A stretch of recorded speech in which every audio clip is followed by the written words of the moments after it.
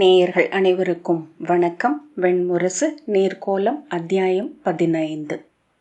அணிசூடுதல். நெடுங்காலம் காத்திருந்து அடையப்பட்ட மன உறவுகள் பெரும்பாலும் நிலைப்பதில்லை என்று பிங்களன் சொன்னான். ஏனென்றால் மானுடர் அறியும் காலம் என்பது இழப்புகளின் அறுபடா தொடர். உலகியலில் இழப்புகளை கொண்டுதான் பெறுபவை அளவிடப்படுகின்றன.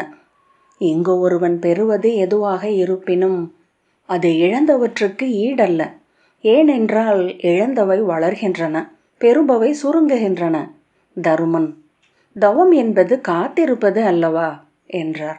ஆம், தவமிருந்து பெற வேண்டியது இவ்வுலகு சாராததாகவே இருக்க வேண்டும். பெருநிலை, மெய்யறிவு, மீட்பு, இங்கு ஏதுவனவற்றை தவமிருந்து அடைந்தவன் ஏமாற்றத்தையே சென்றடைவான். சற்று நேரம் அவர்கள் தங்கள் எண்ணங்களை தொடர்ந்தவர்களாக தலை குனிந்து அமர்ந்திருந்தனர். தருமன் மணலில் சிறு குச்சியால் ஏதோ வரைந்து அழித்தபடி இருந்த திரௌபதியை நோக்கினார். அவள் கண்ணம் அப்பால் ஓடிய ஓடையின் நீரொளியில் மெல்லிய அலை அசைவு கொண்டிருந்தது. இமை சரிந்த விழிகளின் நேர்மை மின்னியது. பிங்களன், 12 ஆண்டுகள் நளன் தமயந்திக்காக தவம் இருந்தான் என்கின்றன கதைகள் என்று தொடர்ந்தான். 27ஆம் அகவையில் அவளை மனத்தன்னேற்பில் கைப்பற்றி அழைத்து வந்தான். தமயந்தி நளனை விட 8 ஆண்டு மூத்தவள். 18 ஆண்டுகள் அவள் அரசி என ஓர் அரியணையில் அமர்வதற்காக காத்திருந்தாள். பீமகரின் அவையில் அவளே அரசியைப் போல் அமர்ந்து அரசு நடத்தினாள். அவை எண்ணுவதற்கு முன்னரே எண்ண வேண்டிய அனைத்தையும் எண்ணி கடந்து முற்றுச்சொல்லுடன் அமர்ந்திருப்பாள் என அமைச்சர் அறிந்திருந்தனர். பாரத வருஷத்தின் பெருநில விரிவை ஒற்றை விழியசைவாள் ஆளும் ஆற்றல் கொண்டவள் என கவிஞர் பாடினர். படை நடத்தவும் புறம் வென்று எரி பறந்தெடுக்க ஆணையிடவும் அவளால் இயலுமென்றனர். அவள் 18 ஆண்டு அகவை முதிர்ந்து மனநிலை கொண்ட போது அவளுக்கென வரும் மாமன்னர் யார் என்ற பேச்சே விதர்ப்பத்தில் ஓங்கி ஒலித்தது. அதற்கேற்ப வங்கமும் கலிங்கமும் மாளவமும் அவந்தியும் அவளை பெண் கோரின. மகதம் முன்னெழுந்து வந்தபோது பாரத வருஷத்தை ஆளவிருக்கிறாள் என்றே அவை கவிஞர் பாடினர். ஆனால் ஒவ்வொரு மனமுயல்வும் பிரிதொன்றுடன் முட்டி அசைவிழந்தது. ஒவ்வொரு ஏமாற்றமும் நகரில் அலரென்றாகி அணைந்து மீண்டும் ஒரு எதிர்பார்ப்பென்றாகியது. என்ன நிகழ்கிறதென்றே எவருக்கும் புரியவில்லை.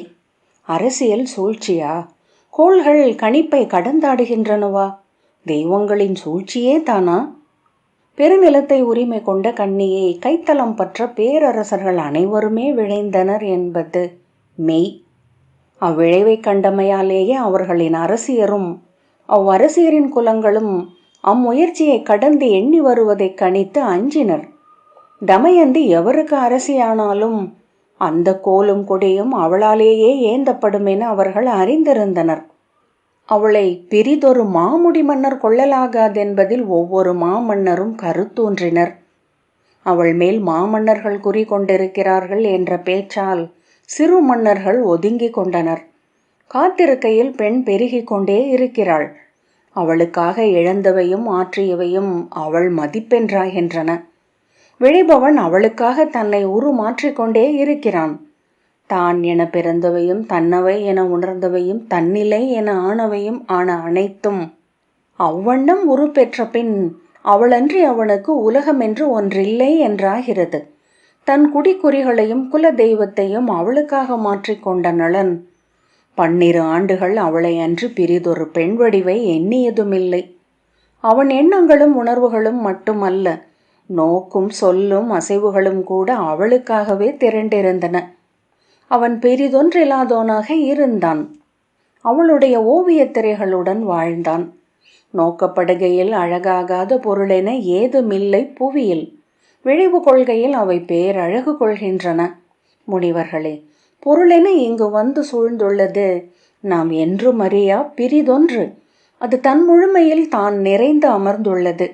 விழையும் மானுடன் அதன் தவத்தை தொட்டு எழுப்புகிறான். அது விழித்தெழுந்தால் கணம் தோறும் வளர்ந்து பேருரு கொண்டு தானே உலகென்றாகி சூழ்ந்து கொள்கிறது. நம்மை ஒக்கலில் வைத்து கொள்கிறது. தன் உடலில் ஒரு சிறு நகையென சூடிக்கொள்கிறது. தமயந்தி தவம் இருந்தது மணிமுடிக்காக. சந்திரகுலத்து பேரரசி தேவயானியின் நாளில் பிறந்தவள். இந்திராணியின் மண்ணுரு நினைவறிந்த நாள் முதல் அவள் தன் வலப்பக்கத்தில் ஒரு பேரரசனை உணர்ந்து கொண்டிருந்தாள். அவள் வளரும் தோறும் அவ்வுருவம் மாறிக்கொண்டிருந்தது. முதலாக கலிங்க இளவரசன் அருணவர்மனின் ஓவியத்தை பார்த்தபோது இவனா என்ற எண்ணமே எழுந்தது. அத்தனை சத்திரிய இளவரசர்களையும் போலத்தான் அவனும் இருந்தான். உடைவாளை உரையுடன் ஊன்றியபடி, அணிமுடி சூடிய தலையை மெடுக்காக திருப்பி, குடிப்பிறப்பின் படைப்பயிற்சியின் செல்வத்தின் இளமையின் நிமிர்வுக்கு அப்பால் அவனிடம் ஒன்றுமில்லை. அணிகலன்களை சற்று நேரம் கூர்ந்து நோக்கினால் உருவாகும் விழி வெறுமையை அடைந்தாள். பின்னர் அந்த ஓவியத்தை அவள் நோக்கவே இல்லை. ஆனால் அந்த முகத்தை நினைவில் மீண்டும் மீண்டும் எழுப்பிக் கொண்டாள். தன் கற்பனையை தொட்டு அதை மீட்டி உயிர் கொடுத்தாள். ஏதோ ஒரு தருணத்தில் அவன் விழிகள் புன்னகை சூடின. நீ ஒரு ஆண், அரசனென முடிசூடி அமர வேண்டியவன் என்று அவள் அவனிடம் சொன்னாள். நீ எனக்கு அளிக்கவிருப்பவற்றால் எனக்குரியவன் ஆகிறாய். முற்றளிக்கையில் நீ நிறைவு கொள்வாய். மறுநாள் அவனிடம் அன்னை கேட்டபோது, ஒரு அரசனை நான் மணமுடித்தாக வேண்டும் என்பது நெறி. அவன் உருவப்பிழையோ குடிக்குறைவோ அற்றவனாக அல்லாமல் இருப்பின் வேறென்ன நோக்க வேண்டும் என்றாள். அன்னை அவள் சொல்வதை புரிந்து கொள்ளாமல் நோக்க, இவனை ஏற்பதில் எனக்கு மறுப்பில்லை. அரசர்களில் பெரிதொரு இயல்புடையவன் இல்லை என்றாள். அன்னை சினத்துடன், அத்தனை கண்ணியருக்கும் உரிய ஆணவம்தான் இது. இளமையில் தங்களை விண்ணிறங்கி மண்ணில் நின்றிருக்கும் தெய்வ கண்ணியர் என எண்ணிக்கொள்கிறார்கள். அத்தனை ஆண்களையும் சொட்டு விரலால் தட்டி வீசுவார்கள். அவர்கள் மண்ணிறங்க சற்று காலமாகும் என்றாள். அவள் புன்னகையுடன், நான் தட்டி வீசவில்லை அன்னையே என்ற பின் எழுந்து கொண்டாள். அன்னை சினம் கொண்டு, அமர்ந்து பேசு. நீ அரசி அல்ல, நீ சொல்வதை சொன்ன பின் பேச்சு முடிந்துவிட்டதே என எழுந்து செல்ல. நான் அரசி, தெரிந்து கொள் என்றாள். தமயந்தி மீண்டும் அமர்ந்து கொண்டு, சரி, அப்படியென்றால் நீங்கள் சொல்லுங்கள் என்றாள். என்ன சொல்ல? நீதான் எல்லாவற்றையும் சொல்லிவிட்டாயே என்றாள் அரசி. அதைத்தானே நானும் சொன்னேன் என்ற பின் அவள் புன்னகையுடன் எழுந்து நடந்தாள். அரசி, தருக்கி எழுபவர்களை தெய்வங்கள் குனிந்து நோக்குகின்றன. களத்தில் மேலுயர்ந்த தலையே அம்புக்கு இலக்கு என்றாள். அரசனின் தலை மேலேதான் நின்றிருக்க வேண்டும், இல்லையேல் அவனால் களத்தை முழுமையாக நோக்க முடியாது அன்னையே என்ற பின் அவள் நடந்து சென்றாள். அந்த மணப்பேச்சு பாதியில் முறிந்தது. அருணவர்மன் கோசலத்தின் மித்திரையை மணந்து வடகலிங்கத்தின் அரசனாக முடிசூடிக்கொண்டான். அவள் உளம் சோர்ந்திருப்பாள் என எண்ணி அரசி அவளிடம் வந்து, அவன் ஒருபோதும் பேரரசனாக இயலாது. அவன் தந்தை சூரியவர்மனுக்கு நீண்ட வாணாள் என நிமித்திகர் சொல்லியிருக்கிறார்கள். அவள் சிரித்தபடி, அவனுக்காக நான் எவ்வகையிலும் துயருறவில்லை அன்னையே. எனக்கு அவனும் பிற முடி மன்னரும் நிகரானவர்களே. மாளவத்தின் அரசனின் செய்தி வந்துள்ளதே என்று அமைச்சர் சற்று முன் சொன்னார். அவன் ஓவியத்தை நான் பார்த்தேன், எனக்கு வேறுபாடே தெரியவில்லை என்றாள். அன்னை அவளை சில கணங்கள் கூர்ந்து நோக்கிவிட்டு, சில தருணங்களில் நீ அனைவரையும் எள்ளி நகையாடி கொண்டிருக்கிறாய் என்று தோன்றுகிறது என்றாள். அவள் புன்னகைத்து, நான் நகையாடுவதே இல்லை என்றாள். அன்னை பெருமூச்சுடன், இது அரசியல் சூழ்ச்சி. சூரியவர்மனின் பட்டத்தரசி பிரபாவதி சேதி நாட்டவள். அவள் இளையோன் சந்திரவர்மன் கலிங்கத்திலேயே படைத்தலைவனாக இருக்கிறான். அவர்கள் நம்மை விரும்பவில்லை என்றாள். அரச குடி திருமணங்கள் எல்லாமே அரசு சூழ்தல்கள் தானே என்றாள் தமயந்தி. அரசி எண்ணி இராத சீற்றத்துடன், இது அரசியல் அல்ல. அவள் உன்னை விரும்பவில்லை. நீ ஆணவம் நிறைந்தவள் என அவளுக்கு சொல்லப்பட்டு இருக்கிறது. தமயந்தி, அதை நான் பிறந்ததுமே நிமித்திகர் சொல்லிவிட்டார்கள் அல்லவா என்றாள். ஆம், உன் ஆணவமே உனக்கு எதிரி. அனைவரும் அஞ்சுவது அதையே. முள்ளம் பன்றி போல உன் உடலில் அது சிலிர்த்து நிற்கிறது என்ற பின் ஆடையும் அணையும் ஒலிக்க அரசி திரும்பி சென்றாள். நாள் செல்ல செல்ல முதுசெவிலியரின் முகங்களில் அவளை கண்டதுமே மெல்லிய கழிவிறக்கம் எழலாயிற்று. சேடி பெண்களின் விழிகளுக்குள் ஓர் ஏளனம் ஒளிவிடுவதை அவள் எளிதில் கண்டாள். அரசர் அவ்வப்போது சலிப்புடன் ஓரிரு சொற்கள் சொல்லும்போது, திரும்பி பாராமலேயே அவையில் அவளை சூழ்ந்து அமர்ந்திருக்கும் அத்தனை பெண்களின் முகங்களையும் அவளால் காண முடிந்தது. அவள் அவர்களை எவ்வகையிலும் பொருட்படுத்தவில்லை. அது அவளுடைய நடிப்பு என அவர்கள் எண்ணினர். ஆனால் அவளுக்கு அணுக்கமானவர்கள் அவள் உண்மையிலேயே எதையும் பொருட்டாக எண்ணவில்லை என்று கண்டு வியந்தனர். அவள் ஆணவத்தால் அரணிடப்பட்ட அறியாமையில் வாழ்வதாக பேசிக்கொண்டார்கள். ஆம், பேரரசிக்குரிய பிறவி கொண்டவள், விழி மலைக்கும் அழகி. ஆனால் மூப்பு அதையெல்லாம் நோக்குவதில்லை. அவள் கண்களுக்கு கீழே மென்தசை வளையங்கள் இழுபட்டுள்ளன.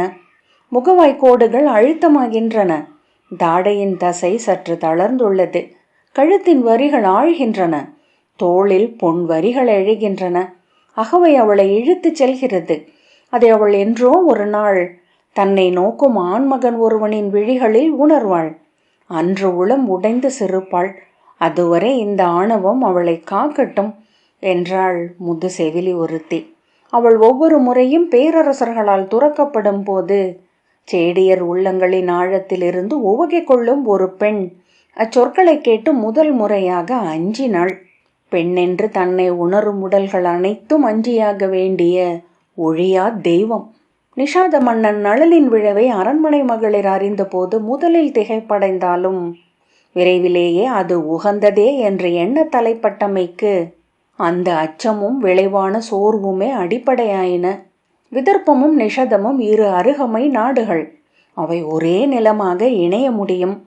முதுசெவிலி ஒருத்து மட்டும் ஆற்றாமையுடன், பேரரசர்கள் தேடி வந்த கண்ணி என்றாள். ஆம், ஆனால் அவர்கள் எவரும் அவளுக்காக துணிந்து படை கொண்டு எழவில்லை என்றாள் இன்னொரு செவிலி. அதற்கு நம் அரசரும் தான் பொறுப்பு. ஒவ்வொரு முறை ஒரு மன்னர் மணமுடிக்க சித்தமாகும் போதும் இன்னொருவரின் படை நீக்கம் நிகழும். அஞ்சி சொல்லை பின் எடுத்து கொள்பவர் இவரே என்றாள் முதற் செவிலி. இனி பேச ஏதுமில்லை. நம் இளவரசியின் நிமிர்வை அவர்களால் ஏற்க முடியாதென்று உறுதியாகிறது. இவள் அருகே வாளேந்தி நின்றிருக்கும் ஒருவனையே ஊழ் தேடிக்கொண்டிருந்தது போலும். அந்நிஷதன் முப்புறம் எரித்தவள் காலடியின் சிம்மம் என்றாள். அப்பேச்சை அவளிடம் இளஞ்செடி சொன்னபோது அதைத்தான் தானும் எண்ணினோமா என அவள் தனக்குத்தானே கேட்டுக்கொண்டாள். முதல் புறக்கணிப்புக்கு பின் எப்படி அவன் தன் உள்ளத்தில் வளர்ந்தான். தன்னை முழுமையாக அவள் முன் வைத்து விட்டிருப்பதை அவன் காட்டினான். பிறந்து எழுந்த இடத்திலிருந்து ஒவ்வொன்றாக துறந்து அவன் அவளை நோக்கி வந்து கொண்டிருந்தான். அந்த அன்னம் தன் அறைக்குள் வந்த நாளை அவள் நினைவு கூர்ந்தாள். இளம் புன்னகையுடன் அவள் சோலையில் அமர்ந்திருக்கையில் அன்னை அருகே வந்தாள். அவள் எழுந்து தலை வணங்க அருகே கல்பீடத்தில் அமர்ந்தாள். அவள் என்ன சொல்ல வந்திருக்கிறாள் என்பதை நன்கு உணர்த்தியது முகம். தமயந்தி புன்னகை புரிந்தாள். இத்தனை நாள் தெரியாத எதையோ அஞ்சி இந்த மனத்தன்னேற்பை தவிர்த்து வந்தோம். அமைச்சரவையை கூட்டி சொல் கேட்டால் ஆளுக்கொன்று சொல்வார்கள். சத்திரியர் பகை சூழும் என்ற சொல் உன் தந்தையை நடுங்கச் செய்யும். அனைத்திலிருந்தும் பின்வாங்கி விடுவார். இன்று ஓர் இடர்சூழலில் பாய்ந்து நெடுநாள் அஞ்சி நின்றதை மிக எளிதாக செய்து கொண்டிருக்கிறோம் என்றாள் அன்னை. முதலையை அஞ்சியவனுக்கு நீச்சல் கை வருவது போல என்பார்கள். தமயந்தி புன்னகை செய்தாள். நாளை மறுநாள் உன் மனத்தன்னேற்பு என அறிந்திருப்பாய். நாம் அஞ்சிய முடிமன்னர் அனைவரும் வருகிறார்கள் என செய்தி வந்துள்ளது. நீ எவரை வேண்டுமென்றாலும் தெரிவு செய்யலாம் என்றாள் அன்னை. ஆம் என்றாள் தமயந்தி. உன் தந்தையின் விருப்பம் நீ கலிங்கனை தெரிவு செய்ய வேண்டும் என்பது. அர்க்கதேவன் அனைத்து வகையிலும் உனக்கு பொருத்தமானவன். கலிங்கம் நம் அணுக்க நாடு. அதன் துறைமுகங்களுடன் நாம் கொண்டுள்ள காடுகளும் இணைந்தால் மாபெரும் நாடு ஒன்று உருவாகக்கூடும் என்கிறார்கள் அமைச்சர்கள். தமயந்தி புன்னகை மட்டும் செய்தாள். எப்போதும் போல அப்புன்னகை அன்னையை சினம் கொள்ளச் செய்தது. நான் உன் புன்னகையின் பொருளை அறிவேன். நீ அந்த நிஷதனை நினைத்திருக்க கூடும். அவனுக்கு அவைக்கு அழைப்பே இல்லை. அவன் வந்தாலும் அவை நிற்க வைக்கும் எண்ணம் அரசருக்கு இல்லை. அவன் எவ்வகையிலும் உனக்குரியவன் அல்ல. சத்திரிய பெண்ணாக பிறந்தாய். நிஷாதனின் மைந்தரை பெற்றால் நம் குடிக்கு இழிவு. தமயந்தி மீண்டும் சிரிப்புடன், அவர்கள் அனல் குலத்து சத்திரியர், பிருகுவின் வழிவந்த பார்க்கவராமனால் முடியளிக்கப்பட்டவர்கள் என்றாள். அதெல்லாம் அவர்கள் சொல்லிக் கொள்வது. அப்படி பார்த்தால் அத்தனை கிராதர்களும் தங்களை அரசர்கள் என்றே சொல்லிக் கொள்கிறார்கள் என்றாள் அன்னை. 27 தலைமுறைகளுக்கு முன்பு நாமும் கிராதர்களாகவே இருந்தோம் என்றாள் தமயந்தி. எவர் சொன்னது? அதெல்லாம் வெறும் கதை என்று அன்னை சினந்து கூவினாள். அப்படியே இருந்தாலும் நம் முன்னோர் ராஜசூயங்களும் அஸ்வமேதங்களும் மாற்றி அடைந்த இடம் இது. அத்தனை சத்திரியர்களும் வேர் பிடித்து போனால் கிராதர்களும் அசுரர்களும் தான். தமயந்தி, நிஷதர்களும் அவற்றையெல்லாம் ஆற்றலாமே என்றாள். அப்படியென்றால் நீ அவ்வெண்ணத்தையே கொண்டிருக்கிறாய் அல்லவா? நிஷாதனை மணக்கவிருக்கிறாயா என்றாள் அரசி. நான் என் முடிவையும் எடுக்கவில்லை, பேச்சுக்காக சொன்னேன் என்றாள் தமயந்தி. அன்னை தணிந்து, ஆம், நான் உன்னை அறிவேன். அருணவர்மனை நீ மணந்திருந்தால் என்ன ஆகியிருக்கும்? 18 ஆண்டுகளுக்கு முன்னரே கைம்பெண் ஆகியிருப்பாய். அவன் பீதர்களுடனான போரில் கொல்லப்பட்டான். இப்போது மணிமுடிக்குரியவனாக இருப்பவன் அர்க்கதேவன், ஆற்றல் மிக்கவன். அவனை மணமுடித்தால் அனைத்தும் ஒழுங்குக்கு வந்துவிடும். நீ உன்னலம் நாடி எம்முடிவையும் எடுக்கக்கூடாது. நாட்டுக்காகவே சத்திரியர் வாழ வேண்டும் என்பது ஸ்மிருதிகளின் கூற்று என்றாள். அவள் புன்னகைத்தாள். அவர்கள் தனித்திருந்த முதல் நாள் நிலவிரவில் நளன் அவளிடம் அதைத்தான் கேட்டான்.